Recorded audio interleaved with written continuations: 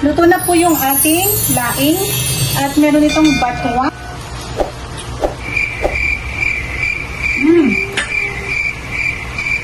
Sarap. Masarap po. Ako nag-luto eh. Masarap po talaga. Walang joke. Good morning mga ka-Promdi. Welcome back sa aking YouTube channel. Tayo po ngayon ay kukuha ng padala doon pa po sa Cubao. Naalala niyo po, meron po akong upload dati na nag-receive po ako ng padala. So ito po yung second part ng pag-receive natin ng ayuda. Thanks, samahan niyo po ako. Ayan po mga ka-Promdi, nandito na tayo sa terminal. Kukuha na ako ng padala. Hinahanap ko pa kung saan yung aking mga padala. Napakarami kasi ngayong pasahero mga ka-Promdi dahil season. So marami din pong bagahe. Antayin lang natin yung ating padala. Mainit po kasi dito sa labas, kaya dito na lang muna ako. Buti dito may TV.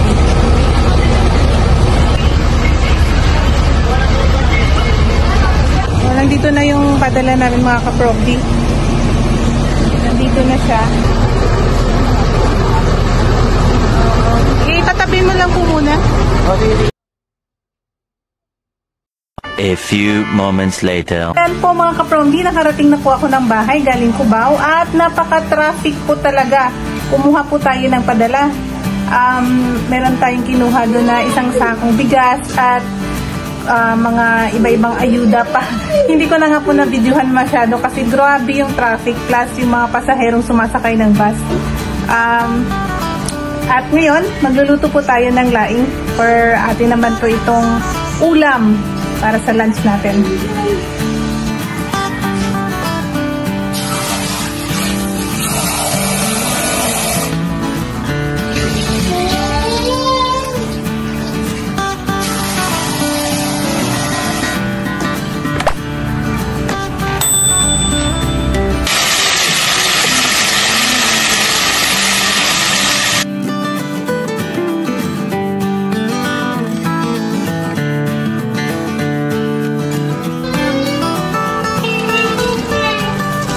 Nilagay na po natin yung pangalawang gata at ilalaga po natin itong ating ginagawang laing. Mga ka-Promdi, ito po pala ay batuan. Ayan, ito po yung texture niya, matigas. At pag binuksan po natin ito, maasim po siya. Ito po yung pang-asim ng mga Ilonggo talaga mga ka-Promdi. Ngayon, ito po ang ilalagay natin sa laing natin. Imbis po na supa, batuan na lang para matagal po masira ang ating laing dahil may gata po siya. Bihira po natin makikita itong batuan dito sa Maynila. Kaya galing pa po itong probinsya. Itong batuan na ito. Masarap yung asim nito mga ka-Promdi. Alam mo yung sakto na yung asim niya. Hindi siya sobrang maasim pero malinamnam.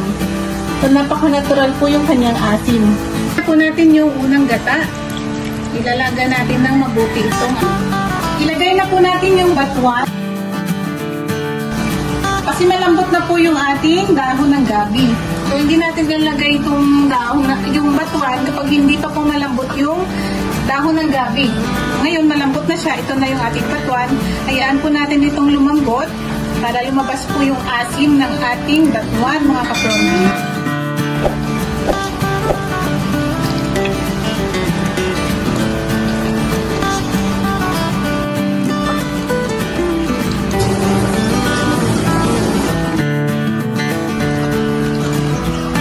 Ilagay din po natin yung hipon.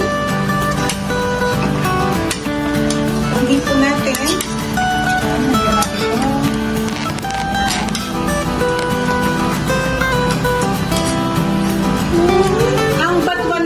Yan po talaga ang ginagamit na pang-asim ng mga Ilonggo, mga ka-Promdi. Hindi po uso doon yung mga powder na pang-paasim po na nasa sachet. Ito po talaga, ang natural na pang-paasim ay batuan. Takpan natin. I-check natin mga ka-Promdi. So, ito na siya. pa malambot yung ating batuan. So, hayaan lang natin siyang lumambot. Pero yung timpla po, ayos na. Okay na po. Sobrang linamnam po.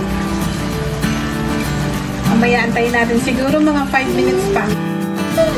Lalagyan na natin ng toppings, mga kaprongdi. Nagugas naman po ako ng kamay. Ito ang ating pork. Para naman, ganahan pa tayo kumain.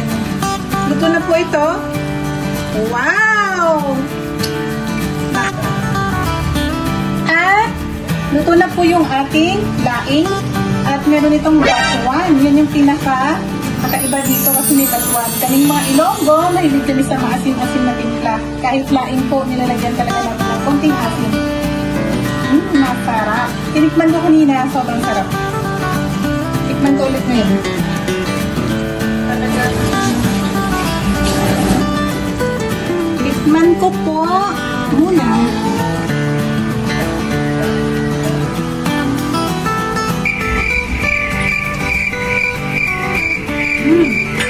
Wow! Ang sarap po. Ako nagluto eh. Masarap po talaga. Walang joke.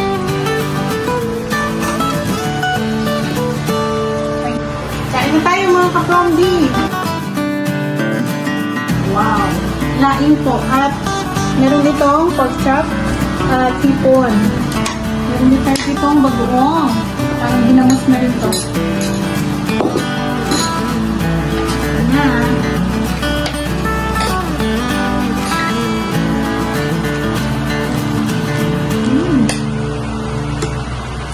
Sarap talaga.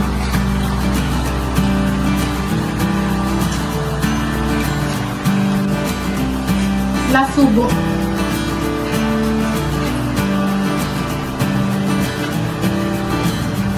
Sarap talaga magkamay.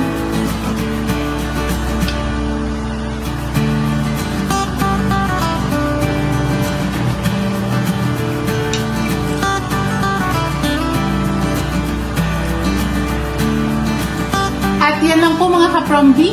Maraming salamat sa panonood. At Merry Christmas po sa inyong lahat. See you again next time. Bye-bye po!